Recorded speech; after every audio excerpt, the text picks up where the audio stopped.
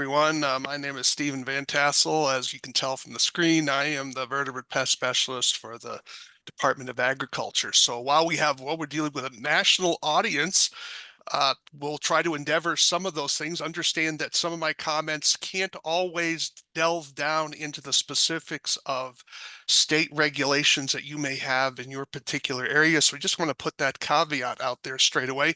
Always make sure you're following your state regs. For example, some states may prohibit some of the traps that we're going to talk about, and some of the pesticides that we'll refer to, they may have additional restrictions beyond than what I'm going to talk about here. So be sure you're up to speed on that. But nevertheless, I love pocket gophers. They're one of my favorite creatures. I did some research on it when I was at a previous job in Nebraska. So why don't we get started?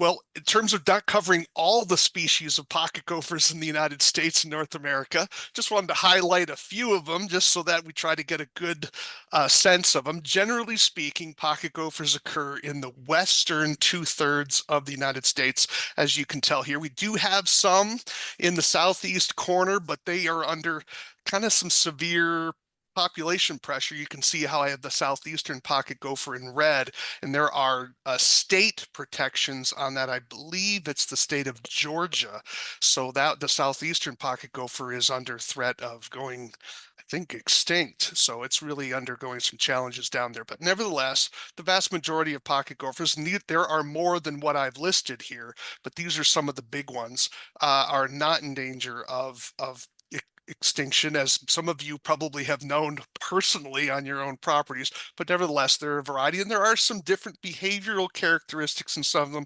Obviously, there are going to be differences in how many young they would reproduce and that sort of thing. But a lot of the techniques we're going to talk about will work for all of these pocket gophers because they share some of the same behaviors that we can exploit when we're trying to manage the damage that they cause. So generally speaking, pocket gophers, their coloration, like why is their color that way? Well, typically the color of their fur matches the soil that they're digging in. It seems that some of the micronutrients that they're consuming as they're working their way around, it gets into their bodies, and then is reflected in their hair color. At least that's the theory that I was told anyways. But nevertheless, you can tell that they're relatively clean. They don't have any dirt on them. They groom themselves pretty well. We'll have another photo that deals with a little bit of that later. But notice the tail is mostly naked and the long claws that they have in the front because they dig for a living. Now, sometimes in some parts of the country, they keep calling them moles. That's the case in my state of Montana. People call them moles. Unfortunately, here in Montana, we do not have moles. I love trapping moles, but unfortunately brought my mole traps out here in Montana, but we don't have moles in Montana, unfortunately. So understand, a pocket gopher is different than a mole. A pocket gopher goes after vegetation. A mole is an insectivore, and so they have two different eating habits and some behavioral differences as well. So generally speaking, pocket gophers will avoid soils that are going to be wet or rocky, which makes sense because when you're burrowing, the last thing you want to encounter is a lot of water. So you're not going to find them in a swamp. You're not going to find them where the soil can't hold the integrity of the tunnel. Or if it's so rocky, they can't work their way through it, right? So those are going to be places where you're going to find pocket gophers where the soil is rich and it is loose enough, but it's moist enough that allows them to dig and maintain the integrity of the burrow. Now they have pockets. These are pockets on the sides of their mouth that they can shove vegetation into because they will actually carry that to the deeper tunnel. I'll have a diagram of a burrow system here, the next slide. But notice, that's what they get the name pocket from. So their lips actually close behind their teeth. This allows them to gnaw without getting soil in their mouth, which is pretty neat. And if you ever have a chance to trap one and have one in hand, make sure it's dead before you start petting it. Make sure you're wearing gloves. But you'll notice that the fur doesn't have a nape, right? It flows in both directions. You can't do that for, say, with a cat or a dog. The the hair lays in one direction with those animals. With pocket gopher, there's no, it's going to reduce the friction of them being able to move back and forth within their burrow system. Well, here's a kind of an idealized drawing of the pocket gopher burrow system. But I just want you to know that we're going to focus our attention on the main tunnel, which is parallel to the surface of the ground. It can be anywhere from 4 to 12 inches or even more below the ground.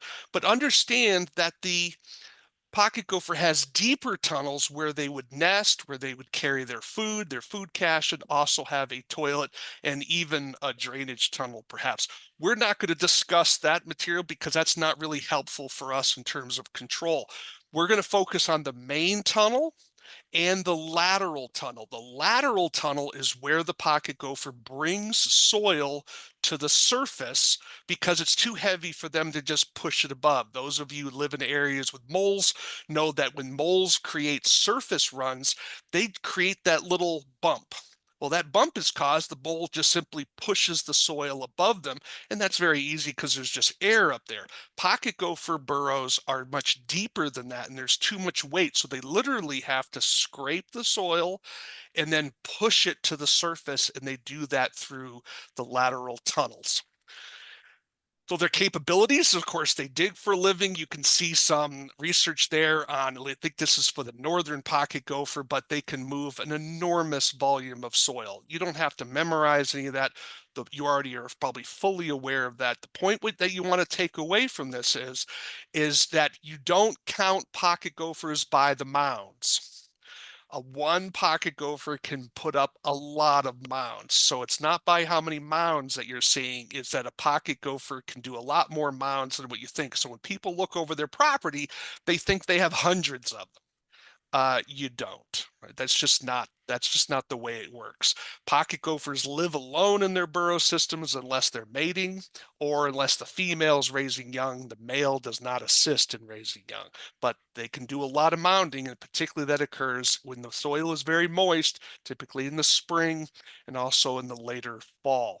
So their life cycle, as I said before, is they're solitary except when they're breeding. Yeah. The, excuse me? All Oh, right. that's good. I think someone's microphone is on. Nevertheless, they're solitary except for breeding. They'll breeding in the spring. They're only basically mating once per year as a general rule. I think there might be one species where they might get a second one in, but as a general rule of thumb, they don't breed like rabbits. They're not breeding like mice. But they can do an extensive amount of damage. But they're active all year round. They do not hibernate, so they can be so people ask me, when can I control them? Well, you can control them as long as you're seeing fresh mounds. So where is their best habitat? Well, food determines the level of damage that you're having, right? Because why is an animal there? The animal's there because the habitat allows them to be there. So with grassland, typically pocket gophers can't get to the same level of density in grassland as they can with alfalfa. Alfalfa is like heaven on earth for a pocket gopher. So this is why they have a higher reproductive rate in higher nutritious food areas than they would in grasses as a general rule of thumb. So understand that they're going to be establishing their own burrows, and each pocket gopher lives alone except when a female is raising her young or for the short period of time where there is mating. The kind of damage they can do can be rather extensive. So we already saw that they're burrowing, they're creating mounds, so that's burying vegetation. But the additional damage that's caused by pocket gophers is that new soil that's created allows invasive plants and weeds to gain a foothold within a land area. The other thing that they're damaging, of course, is their feeding activity. So they're feeding on the roots of plants. They can actually cut the roots out of trees. You can see that in the lower right-hand corner. And they can also come to the surface of the ground. They would usually typically do this at night, and they will forage on the surface of the ground around those mounds where they were creating, and they can clip grasses and plants on the surface. Sometimes you can see a plant partially pulled down into a burrow that they didn't quite get in far enough. And so the damage can be rather extensive. I think the numbers you're seeing on the screen for agricultural purposes is on the lower side in terms of the damage, but nevertheless, it can be economically significant. The other aspects of damage is that the mounds will interfere with the equipment. When you have the surface of the ground build a lot of mounds, you're going to have to cut those swathers have to come higher off the ground. Otherwise, they're going to be dulled and damaged by it. And some producers are complaining about it throws their back out. They're bouncing around the surface of the ground so much. But pocket gophers can also damage subterranean lines. In fact, there was a pocket gopher in Iowa that cut through a fiber optic cable that shut down internet traffic that cost tens of thousands of dollars due to the losses of that particular traffic. Even water pipes can be damaged in this way as well. So how do you prevent that? Make sure that all the exterior of diameters of your pipes are at least greater than 2.1 inches in diameter. And the reason for that is the pocket gopher can't get their mouth wide enough to start gnawing on something that wide. So that can save you a great deal of work. Some of you may be in areas where you see these they look like soil snakes on the surface of the ground. And people, what are these? Well, those are called soil casts, and they're created by pocket gophers who bring the soil underneath the snow, and then they just because they're excavating, they're digging underneath the ground, and they bring that soil to the surface, and they create these snakes. So you'll see them after the snow melts off. Why am I mentioning them to you? Just so that you know what they are, so that you don't do anything with them. Just rake them down. You can't put any pesticide in that. You're not going to put a trap in that. Just rake it down, recognize, yes, a pocket gopher was here. And then, but if you're going to control it, we got to do some other things and work in some other areas than what you're seeing in those soil casts. Want to make sure we identify the animal properly. That is the difference between a pocket gopher and a ground squirrel. Now, you'll notice I never use the word gopher. When people call me up and they're looking for assistance with some sort of vertebrate pest problem, and they'll say, I have gophers. Now, what I do is I ask them, what do you mean by the word gopher? Because gopher can mean a mole, it can mean a pocket gopher, it can mean a ground squirrel, it can mean a vole, perhaps, depending where you're living. So who knows? So I don't use the word gopher because I don't know what a gopher is. For me, it's a what's it term. So pocket gopher is that animal that's living in a subterranean environment. And notice there's no holes where he's living. Where a ground squirrel will leave a hole. And you'll often see a ground squirrel because they'll be up in the alert position during daylight hours. Pocket gophers don't want to be caught out in daylight because it makes them more vulnerable to a predator, and they don't want open holes because that allows a predator to come into their burrow system, as well as it changes the temperature and environmental conditions of their burrow system. So I want to make sure if you're seeing a lot of mounds with no holes, that's going to be indicative of a pocket gopher versus a mole. A mole will also have a round uh, mound, where a pocket gopher has a kidney or fan shaped mound. So that's going to be another distinction. And lastly, a mole creates those surface runs that get where the ground gets squishy when you walk on it. Pocket gophers never do that. Pocket gopher burrows are always too deep to make the ground squishy. So if the ground is squishy when you're walking, that's not pocket gopher. That is a mole, and we're not talking about moles today. So how do we manage this particular species? Well, believe it or not, one of the techniques to manage pocket gophers, particularly for those of you in agricultural areas, is simply to change your crop to an annual crop.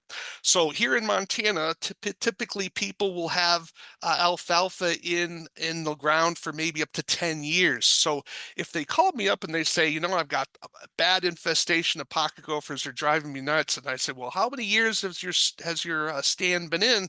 And if they're telling me it's like 8, 9 years, I sometimes tell them, well, why don't you just simply convert that ground to an annual crop a year or two earlier, and your pocket gophers will leave. The reason is you can see in the bottom, pocket gophers can't live in an area with annual crops. They need something that's going to be there permanently because, again, they don't hibernate, so they need to feed year round. And so that's a very a less expensive option where you're simply going to turn your ground into an annual crop anyways. Just move the calendar up a little bit and just do it a year or two earlier. Now, if you're in year 5 and you're going to be hanging on, well, then we got to look at some other control methods, but that's certainly something to think about. Those of you in residential areas, we're going to think about just simply trapping or using rodenticides as the method to control. But understand you do have the option of simply glyphosating your grass. And once there's no vegetation, your pocket gophers have to move somewhere else. Otherwise, they're going to starve. If that is certainly something that's an option for you, if you choose to use that. Now, again, those ground squirrels and pocket gophers, as you've seen here, one has a hole, one doesn't. Whoops, let me go the right direction here. Here we go. For field treatment is an option, of course, where you can simply remove all the vegetation, and notice it reduces pocket gophers by 87%, and forbs, which are certainly plants that usually flower as opposed to grasses. And notice how the pocket gopher had to change its diet substantially. So that's certainly one method to manage pocket gophers, and it can work in certainly large areas. Now, for those of you in residential areas, or perhaps you have a new tree that you're wanting to put in your ground, you say, boy, we have pocket gophers around, or my neighbor has pocket gophers and I'm afraid if they come over here. Obviously, younger trees are going to suffer damage quicker than a well-established tree. Typically, a well-established tree is going to have enough root system. It can handle some damage, but something that's young is going to be very vulnerable to pocket gopher damage. In this situation, you may want to create sort of a cage basket for your planting. You'd want to use 1/2-inch mesh and extend it at least 6 inches above the ground. The reason is pocket gophers do walk on the surface of the ground. So you'd want to make sure it's deep enough to allow those roots to grow for your tree, but make sure it comes up above ground so that way a pocket gopher can't get access to those tree plants. But you have to plan that all in advance and make your hole larger than what you would ordinarily, and talk to your landscape specialist about that. Now, for those of you who are looking, well, I want to keep them off my entire property, here's where things get a little sketchy, right? So we're not really sure how well this works because there hasn't been a lot of research in this area. Why? Because most people won't go through the effort to try this out. But nevertheless, if you're looking to say, I really need to keep them off of an area, you want to have a screening of 1/2-inch mesh should work fine, but it needs to go down at least 2 feet. More would be better, but again, that's more expensive, and you'd want to go up at least 6 inches above the ground. So not a lot of research has been done in this area, and I think most people just simply won't do it. But if you have a garden that you're wanting to protect, follow the same principles that I've placed out here for protecting your tree plantings. How about what we call cultural controls? Are there some things that can manage or reduce the population of pocket gophers simply by how you're managing your ground? And the answer is yes. Already mentioned one in regards to converting your ground over to an annual crop. But there also is the idea of deep plowing. Now, most agricultural settings today are moving to what's called no-till, and that is certainly growing crops in areas where we're not disturbing the soil. Now, there's a lot of advantages to no-till, though you're not getting the erosion issues that you would have with deeper tilling. But the downside of that is we're also not interfering with the burrow system of burrowing rodents in this case. If you're looking to do some deep plowing, regardless of whether you have pocket gophers or not, then you may get an added benefit of disrupting pocket gophers. I don't recommend deep plowing as a pocket gopher control directly. I recommend deep plowing if you're looking to do deep plowing anyways, then think of it as maybe a little cherry on the top to give a little side bonus that you might get some control. Ideally, you'd want to do it closer toward the wintertime, so you really make it hard for a pocket gopher to reestablish a burrow system before winter comes. Now, the last method, of course, is flood irrigation. A lot of landowners moved away from flood irrigation, but Pocket gophers can't live in flooded ground, right? So if you want to kill pocket gophers, flooding is one way to do that. But understand, they will move if you don't flood fast enough, they will find their way up to higher ground. So you need to have a control plan for those higher ground areas. Now let's turn to pesticides and toxicants, right? So let's let's get this straight, right? Read the label before you purchase the product. If there was one piece of advice I wished people would do, is what happens is they're in a hurry, they're tired, and they just want to talk to the salesperson and just get some quick answer. Unfortunately, salespeople aren't always as familiar with the labels as they should be. For example, you'll see products on the market that will say Gophers blank.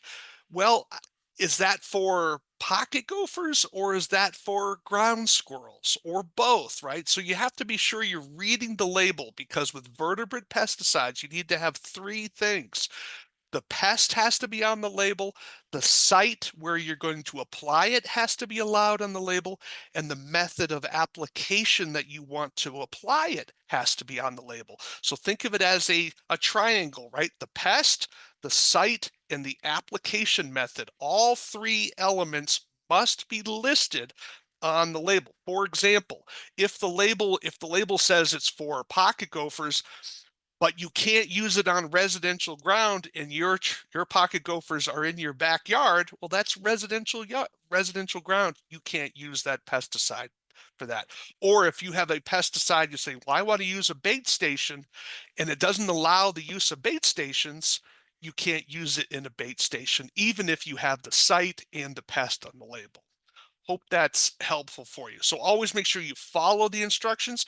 These products are toxic. That means if they can kill a pocket gopher, they can harm you and things that you love. So I don't want to hype the threat here. It's just like a gun. If you don't point it in the right direction, bad things can happen. So this is where, but if you point it in the right direction, it's fine. Same way with a car. If you drive it the right way, everything's fine. Drive it poorly, things can go bad. That's the same thing that can occur with pesticides. So we don't want to be cavalier with them. The label is there to protect the environment, to protect non-targets, to protect you, as well as control the pest that you're looking to manage. So be sure you follow that. And if you have questions about it, call your extension agent. You can also even call the manufacturer. There will be a phone number on that label. So there is help to help you navigate that, because some pesticide labels can be a bit confusing. All right, enough preaching about that. Let's move on. So as you recall, I talked about the two aspects of a burrow system that I want you to pay attention to. We have the lateral tunnel that typically comes off of the main tunnel at a 45-degree angle, and that's the tunnel the pocket gopher uses to bring soil to the surface. The pocket gopher is doing most of his activity in the main tunnel. Now, when we're dealing with pesticides, that's the toxic baits that we want to use to kill the pocket gopher, that bait needs to get down to the main tunnel. So the challenge, of course, is how do you know where the main tunnel is? We'll talk about that in a minute. This is the process when we're using what's called hand baiting. Now, there are various tools on the market. You can get these from Walmart or Home Depot. And basically, what they have is they're containers that hold the toxic bait. And then when you probe down and find the main tunnel, you turn the crank and it allows the pesticide to come out of the tip into the main tunnel, and then you close it, pull it out, and then use your foot to close the opening to that tunnel. All the baits for pocket gophers have to be placed below ground, closed off from the surface. And those baits need to get into the main tunnel because that's the tunnel the pocket gopher is traveling on a regular basis. So it's important to follow those instructions. How do you know you found the tunnel? Well, when you probe, you'll get to the point where it drops because there's no more resistance. So you'll have resistance, resistance, and then all of a sudden you'll feel it drop. Problem is the tunnel is only a couple inches wide. So if you don't know how to target the burrow system, you're going to have a lot of dry probes and your shoulders are going to start killing you. But we'll help you identify where you can begin probing. This is the most difficult aspect of my training, is trying to help people visualize what's going on below ground as we're reading the surface of the ground. But stay with me. You'll get a little bit of clues, but nothing beats practice. I would encourage you to simply go out and dry fire your bait system, your baiting probe, and just simply probe till you get a feel for how to read the mounds and find those tunnels before you put the pesticide inside. So with hand baiting, this just gives an illustration of what we're trying to do. Here we have a funnel. Notice how there's a cutaway. Look at how much soil is above that tunnel system. And then you can see the bait in that burrow system. That's what we're looking for when we're doing hand baiting. So how do we find how to get a hold of that main tunnel? Well, this is the illustration that we have here. Notice how the pocket gopher has a flat side of his mound and a round side of his mound. I don't know if you can see my cursor here, but the exterior side here is the round side, and this portion here is called the flat side. Notice how the mound looks like a kidney or a fan, like the old-fashioned fans that ladies used to have in the South when when things would get too hot. They would fan themselves and spread these out. That's what makes that pocket gopher mound look like the flat side and the round side. And the reason for that is the pocket gopher is coming up from to the surface at a 45-degree angle, and he's pushing the soil away from him, but he doesn't push it behind him. That's why we have a flat side and a round side. So the rule is the round side always points away from where the main tunnel is. Let me repeat that. The round side always faces away from where the main tunnel is. So if you're probing on the round side of the mound, you're not going to find the main tunnel. You have to probe toward the flat side, away from the flat side of the mound. Now notice what I have pictured here. Notice I have one mound, the flat side's pointing to the left, and on the lower one, I have the flat side pointing to the right. The main tunnel system. Here comes. I think we got another open mic You're gonna there. hang out with us. Here or Yeah. there? There we go. Okay. So you have to probe. Notice if I have this flat side and this flat side and they're close together, I know the main tunnel has to be between those two mounds. And I would begin probing there. Okay, so this is an art as much as it is a science. All right, so let me give you a little illustration here. When we're probing for pocket gopher mounds, we always want to focus on fresh mounds. Fresh mounds are where the pocket gopher is active now. Now, you may be looking over your property and saying, I got so much damage, I don't know where to begin. I understand it can be a little overwhelming, but if you look carefully, you'll notice that a portion of those mounds are going to be fresh and a bunch of them are going to be old. How do we identify a fresh mound? Fresh mounds are taller. Fresh mounds are usually browner in color, richer in color because they have more moisture in them, and they're more granulated. They don't get clumpy. So what you want to do is you want to be probing in that particular area. We always want to probe where the mounds are fresh. Mute that. All right. Think of anybody else, just everybody, if you're listening, please mute your mute your microphone for us. So you always want to be probing where the mounds are fresh. The next thing you want to do is now you need to read the mounds and identify what the flat portion of the mound is. Now I want you to look at the picture on the right, and I want you to answer the question. Just do it in your own mind here. Where would you probe to find that main tunnel? I'll give you a moment to look at that. Area 1, 2, 3. All right, I hope everyone has an answer there. Am I doing on time? Yep, okay. So I'm assuming that most of you said area 2. That is correct, because you'll notice this is the round side. So we don't want to probe in the area 3 because that's the round side. The round side is always away from the main tunnel. But notice area 1 is also a place you can probe because this side of the mound is also round. Now it's a little harder to see because of the angle of the camera shot, but you actually have two answers here, area 1 and area 2. This is why it's so important to read the mounds. Now let me give you another illustration. This one's going to be a little bit harder. Now, where would you begin to probe? This whole mounding area you see here is a pocket gopher system. So all of these mounds were likely created by one pocket gopher. Now, how do you find a system? A system is a cluster of pocket gopher mounds together. Then you usually see a gap where there are no mounds, and then you'll see another group of mounds. That's because pocket gophers live alone. They don't mix and match. They're not sharing tunnels with each other. So this pocket gopher is going to be one system. Why is it important? Because when we're using pesticides, they'll tell you put bait in 2 or 3 areas per pocket gopher system. So this is a mound system here. What I'd like you to do is I'd like you to identify 3 spots on this photo where you would begin to probe. And then I'm going to give you another photo that shows where I would probe, and hopefully some of your dots will match mine to help give you that training you need to find that where that main tunnel would be. All right, pick 2 or 3 spots. Have them in your mind's eye. All right, going once, going twice. Let's have a look.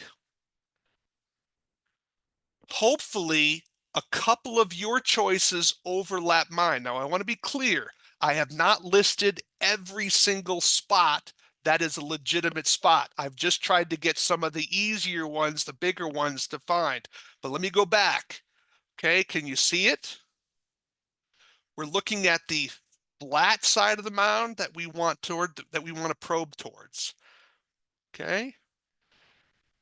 There's nothing going to be experience in doing this. This is something that's very hard to do over the webinar, but I hope I've given you some clues there to get your process started. Sometimes you just need to take a spade shovel, dig an area open so that you can then perceive how the surface mounds illustrate what's going on below ground, because you have to use your imagination to make the connections.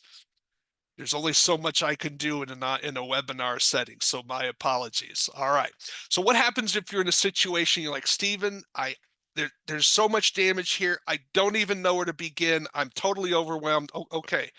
Simply rake everything down. Now, if you have just a backyard, you can just use a hand rake and rake all the mounds down. Then when you see a new mound, well, then you automatically know that it's fresh.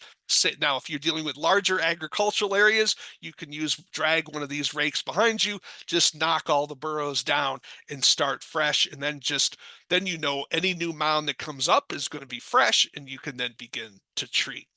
So what sort of the pesticides should you use? Well, you actually have 4 options when we're dealing with pocket gophers. The first one, of course, is you can use zinc phosphide. I'm dealing with active ingredients here.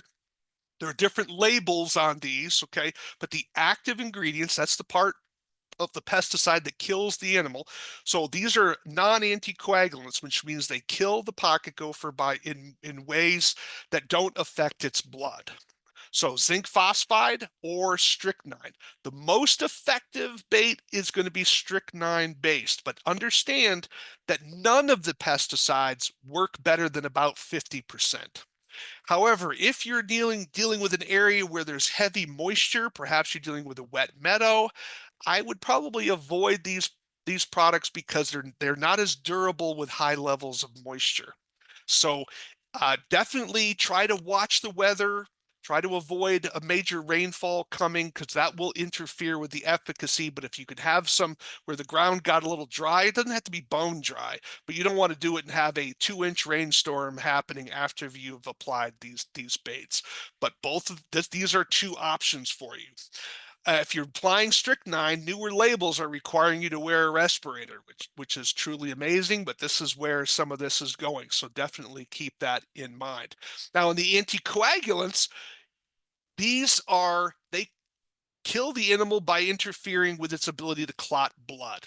They are multi dose toxicants, meaning that you're going to use more. With zinc phosphide and strychnine, you're only using like a teaspoon per burrow. Where these, you're going to be using something like a quarter of a cup. And the reason for that is the pocket gopher has to feed on it multiple times. The advantage of anticoagulants is they're far more tolerant of moisture than the other two. So if you're in an area where it's a little drier, you'll probably get better results with the strychnine. But if you're in an area where it's wet or you're worried about weather, you may want to think about going to the anticoagulants. How well do they work? You can see the numbers are all over the map here. Why? So this is where the average comes out to about 50% efficacy. So if you think you're just going to bait and be done, you are being misinformed. You are going to be baiting for a while because they're not as effective as we would like them to be. You'll probably kill half the population, and then if you treat again, you might kill the next half, so you still have about a quarter left after it's all said and done. So it's going to be a process, not an event, and you need to be aware of that, and that could be very discouraging to people. Nevertheless, I want to tell you the truth here. This is going to be a process, not just simply a microwave type event. Now, if you're dealing with areas where you have alfalfa and rodenticides or lots of food sources, this could be very difficult, and this will diminish the efficacy of your rodenticides. Why? Because why will a pocket gopher eat this dry bait when he has all this luscious green food around him, right? So it's an issue of competition. Those of you that had to control mice, for example, had the same problem.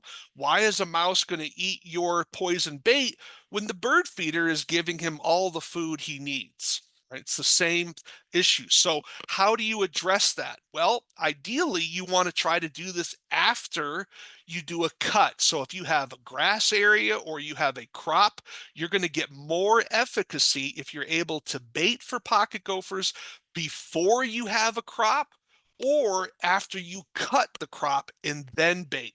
For those of you that are dealing with lawns, if you can bait before your grass really begins to green up, that will help your bait be more effective because the pocket gopher is kind of a little stressed for food, and the food that you're providing him is something that he's going to chow on. If you're waiting later into the season and you have grass, cut the grass first, then bait.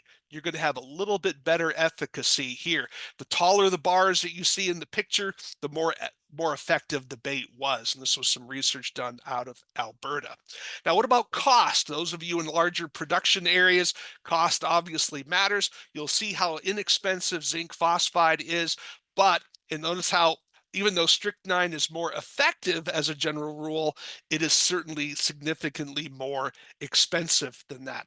And you can see how expensive the chlorophacinone and diphacinone is, where here they're looking at a half cup. So you not only have to use more, the product is more expensive per pound to begin with. So there's some challenges here, so you need to kind of make those wisdom choices. For those of you dealing with homeowner situations, if the label allows you to use strychnine on your property, strychnine again would be your best bait if permitted in your residential area. In terms of cost, you can see this is from a vineyard study out of California, and you can see how things can get kind of pricey when we're looking at the acreages involved here. Now, the AP is referring to aluminum phosphide, and we'll talk about fumigants here in a few minutes. But nevertheless, there's a cost to control, and you need to find out what's the most cost-effective method of dealing with things, because you don't want to be paying more money to control pocket gophers than what they're costing you in terms of production. Now, what about large acreage areas like Stephen? There's no way I can do all that acreage by hand. Well, the first thing I'd like to say, remember, you can do a lot of hand baiting. An acre and a half can be done with the hand baiting machine, and you can get pretty good at it and cover a lot more ground than what people realize. But if you're dealing with hundreds of acres, then you probably want to use something like a burrow builder. A burrow builder uses a torpedo and creates an artificial burrow under the ground that intersects the main tunnels of the pocket gophers in your field. As it's creating that burrow, it's dropping a rodenticide periodically in that tunnel. So as it intersects the main tunnel of the pocket gopher explores the new tunnel and finds the bait. The key for use is you've got to make sure your soil conditions are good enough that your burrows don't collapse. That's the biggest failure. So you need to do a dry run, and then do a test where you dig up your burrow system, put a flashlight down there, put a mirror at the other end, and if you can't see the light, then you know your burrow collapsed. That's a bad sign. You need to make sure you check for the depth of your burrow system, because you want that torpedo to be deep enough to intersect the burrow systems of the pocket gophers on your particular ground. Those of you in residential areas, you're not going to be using this particular tool. But you also, lastly, the label must allow your application method. Remember the three things I told you: has to have the pest, has to have the site, and has to have the application method. Not all baits allow you to use them inside of a burrow builder. So make sure the label allows that if you're looking to use a burrow builder on your property. And again, burrow builders, they cross the field, putting the bait down, and this can be a very helpful way to cover a lot of ground to manage pocket gophers in large landscapes. How about fumigants? Well, fumigants are available for pocket gophers. This is a restricted use product, aluminum phosphide. Yes, it's the same material used to treat insects in stored grain, but it's highly, highly regulated. And so it does have research to prove it works. If you do 2 treatments per in your burrow system, it can get about an 84% efficacy or higher.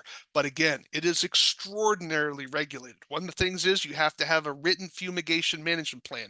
It's a restricted use product. You also have to have gas testing, because you have to prove you're not poisoning yourself. You have 2 options: a glass tester or a meter tester. With new regulations coming from the EPA, I believe in 2026, you're going to have likely a separate license to do fumigation depending on what state you're involved with, right? Some states it's incorporated in their regular exam. Other states are keeping it as a separate license. So even though you may have a vertebrate pest license, they're going to require you perhaps to get a fumigation license, category license as well. So be prepared for that.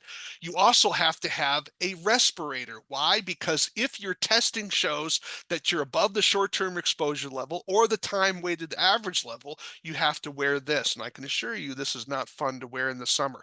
And again, I spoke to you about the written fumigation management plan, and that has to be written out before you begin your work. Now, what I've done on my website, I have created a template. You're happy to download it. There's no additional charge for that.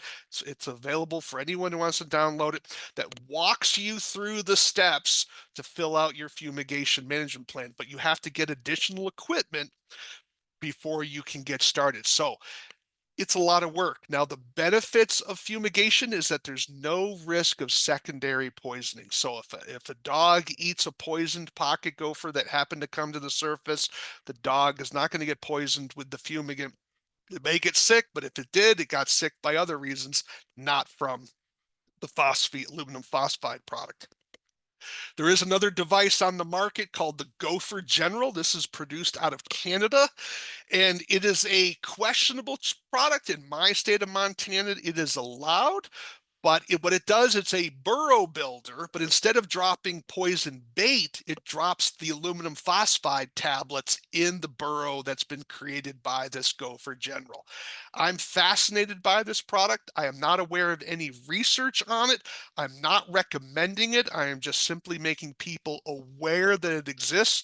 And just to call out, those of you, if you have used it or thinking about using it or know someone who's used it, I would love to hear from you, and my contact information will be at the end, because I think this is an interesting. I know there was one study done out of Utah, but they had some trouble with their study design and they're looking to repeat it. So it's not really something that wasn't as useful for our uses today. But I think this is a fascinating device, and it would certainly provide people a safer option to use aluminum phosphide, and use certainly over larger landscapes, to be sure.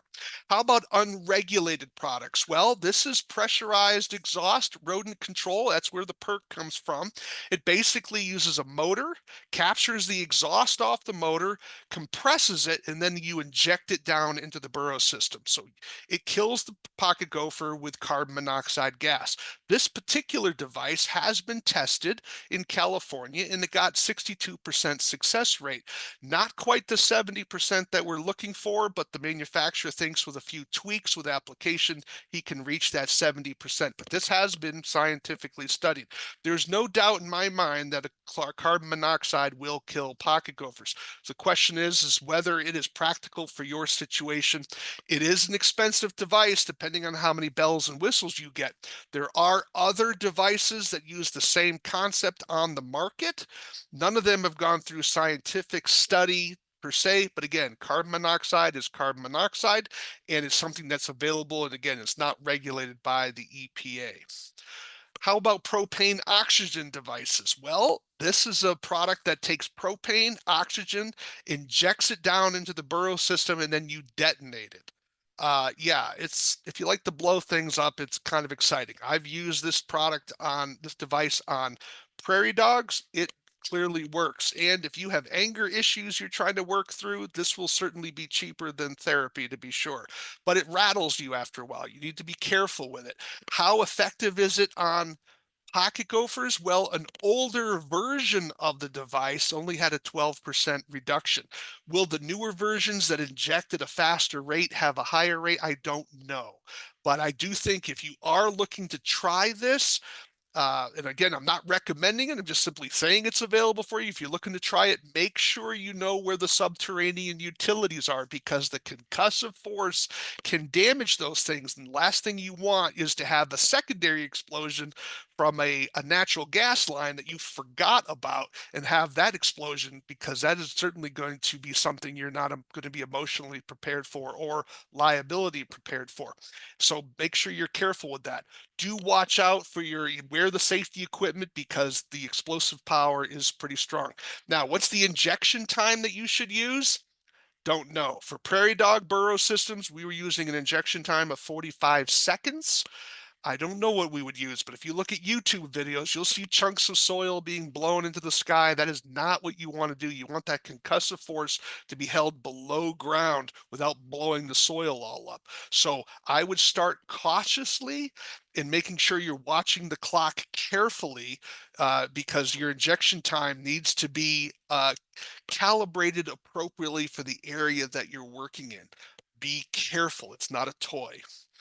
How about trapping? Believe it or not, trapping is the best way to control pocket gophers. Why? Because you're able to get an actual body confirmation that you have control. And so it's going to be more effective if you get some skill at it than it would be for rodenticides. Not necessarily practical for large acreages, but those of you that are homeowners and in states that haven't banned these traps, unfortunately, these traps have been banned in at least one state. Washington State, I believe, has banned these traps, so you can't use them. But nevertheless, for those states that do allow them, trapping is certainly best. What is the best trap? The answer is the best trap is the one that you're comfortable with because all the traps work. There are traps that offer different features that you may like. So I encourage people try go to the hardware store, play with some of the traps. Some of them are harder to set for people that don't have good hand strength. So find a trap that's going to be comfortable for you and then practice with it before you begin to buy a couple dozen or so. Now, when we're trapping for small acreage, these are great for a great tool or as a cleanup after a rodenticide treatment. Here are some tools you want to have. You want to have a narrow blade trapper shovel and of course a probe because you need to find that lateral tunnel. There are two ways to trap pocket gophers. You can trap the lateral tunnel, that's the tunnel that they use to bring the soil to the surface, or you can dig down to the main tunnel and trap that. If you're trapping the lateral tunnel, you only need one trap per burrow. If you're trapping the main tunnel, you need two because you don't know which direction the pocket gopher is going to arise. Always make sure you anchor your traps with a wire and tag it and then secure it to a surveyor's flag is sufficient. Never string because pocket gophers do not always die in these particular traps. So it's important to use wire so they don't bite through. When you are checking these traps and pulling on them. Sometimes pocket gophers are still alive when they're trapped, and they will actually collapse the burrow, and you have to kind of dig for them. Make sure you're careful when you're doing that, because if the pocket gopher bites above its weight class, that's not just some sort of catchy phrase I'm throwing out there. There's scientific evidence to show that they bite higher than their weight suggests they should. So typically with animals, the bigger the animal, the stronger the bite. Well, pocket gophers break that rule because they bite above where they would according to their weight class. So they bite above their weight class. And you don't want to be bitten by a pocket gopher. They have very sharp teeth and they can really do a chunk. So be careful when you're checking your traps. There is a new trap, relatively new trap on the market that I want to make you aware of. I got a landowner turned me on to this particular trap a year or so ago called the Gopher Hawk. Now it's a bit pricey, right? It's $25 a piece, which is pretty expensive. But notice it's trapping in the main run. So it's $35 for the kit. That's the probe. You have to probe down to the main tunnel, and then it creates you have another probe that makes the hole for your Gopher Hawk. So it doesn't matter which way the pocket gopher comes through the tunnel because you're trapped in the main tunnel. And then the beauty of it is that when it fires, it'll alert you by the yellow band as I've marked here on it. Notice the picture we have here. There it is sticking into the ground. And there's a picture of the pocket gopher that it has caught. Now, if you have it fired, you're going to need to dig around it. Don't just simply yank it up because you only have a small hole. You need to create a little space for the body to come up. But it's a beautiful device. And this gentleman cleared out about 40 acres of alfalfa field. I think he had 18 traps or so, maybe a couple dozen that he used. And he, as a producer, was absolutely enthralled with this particular trap. And so I just make you aware of it here. Now, in terms of quackery and illegality, notice there's a lot of people that want to always try something different, right? Don't. These things simply don't work. Spearmint gum, one of the things I ask is, do you chew it first before you put it in the burrow system? Do you leave it in the wrapper? It's not going to work. Same way, make sure you have realistic expectations, particularly if you're working with alfalfa. Alfalfa can be very difficult to control pocket gophers because of the competing food source that you have. Always understand that at any given moment, 20 to 30% of the pocket gophers are not active, meaning they're not mounding at the time you're controlling. So don't be discouraged if you see new mounds a couple weeks after you finish your control. Expect it to happen because those quiescent pocket gophers are now being active. So prepare for that second batch to have to control. That's completely normal. Under normal circumstances, though, you're going to have to control a few times a year to really get some control on larger areas. Those of you with just residential lawns, you may only be trapping relatively quickly because you're dealing with such a small area. Nevertheless, reinvasion is an issue, so you have to kind of stay on top of that. So one of the things for larger acreages, I tell people, check your field, just drive around it once a month from thaw to freeze up, and make sure you flag new mounds and treat those quickly if you're trying to protect an area from being pocket gopher infested. I do have a publication that you can download. It is available at no additional cost. Remember, nothing the government does is for free. We just don't necessarily have to charge you again for it. So you can download that at your pleasure. And of course, you can also email and contact me, and I'm available for your questions if you have any.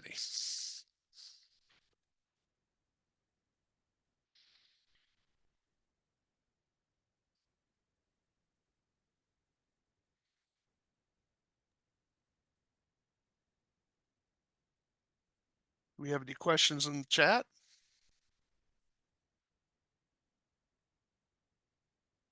I don't see any, Stephen. Okay. Must have intrigued everybody into their full extent. Thank you so Okay. much. All right. Well, thanks for your attention, everyone, and hopefully you'll find that publication helpful, or you can reach out to me directly at my email listed there. I'll put it in the chat for people as well if they want to grab it there.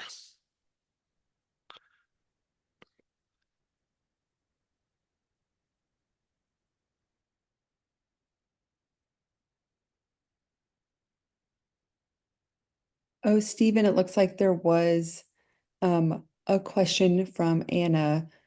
They ask, Okay. what about groundhogs? Oh, groundhogs.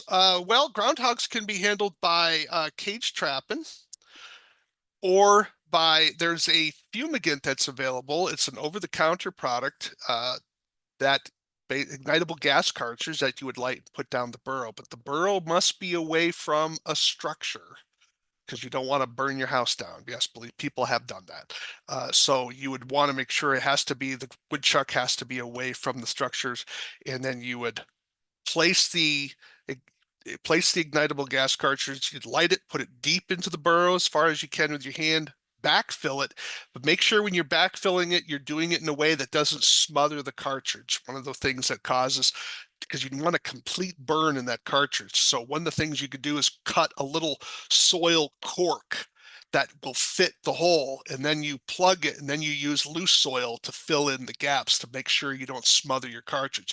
And then monitor it to see if there's any connected holes that any smoke is coming out that you might have missed, and make sure you cover those as well.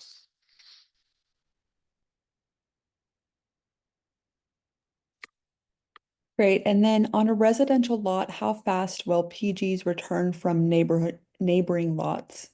Well, that would depend on the level of pressure in your particular area and the time of year. So if you're dealing with something maybe in the springtime, probably not that quickly. But if you're looking at something closer in the fall, where that's where dispersal is going to be, where the young are getting kicked out and need to find their own territories. So that can certainly happen. It's gonna here's the wiggle room we use. It would depend, right, on your situation. So ultimately, every site is going to be different, and you just have to monitor. But the faster you work, the less damage you're going to have, and you're going to be able to remove the pocket gopher before they become established. And there's a few people asking for the publication link. Do you have that handy, Stephen? I did put it in the chat, but maybe I don't think I sent it. So let me Oh, send it great. now. Okay, there Yep, it I is. forgot to send it. Okay, thank you. And just as a reminder, if you didn't capture everything or you had to come in and out, I will be sending out the slides, the recording, and then the links that were shared to everyone. Okay, I noticed small holes near gopher mounds. Is this gopher or another animal? Yeah, so small holes, if I would assume if we're talking small holes, something like the size of a quarter. If that's the case, that's likely going to be a vole. That's with a V. So voles are ubiquitous. People call them meadow mice. Uh, those are going to be in a lot of places, particularly where you have tall grass. So if you're seeing holes that are quarter size with no soil on the outside of them, that's going to be a vole. And I have a publication on vole control as well. But you could have both of those animals in the same field, pocket gophers and voles.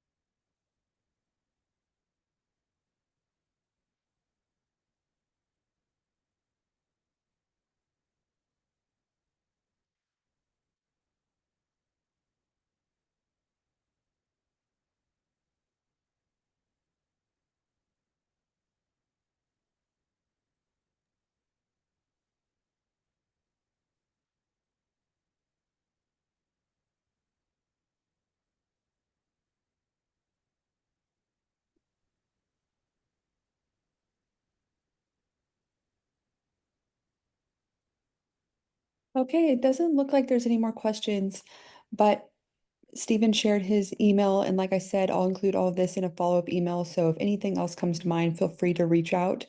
And this series will continue next Tuesday at the same time, so you can register at the link that you registered for this session, and we look forward to seeing you. So with that, I think we will wrap up. So I hope everyone has a great rest of your Tuesday, and we'll see you next time. Take care, everyone.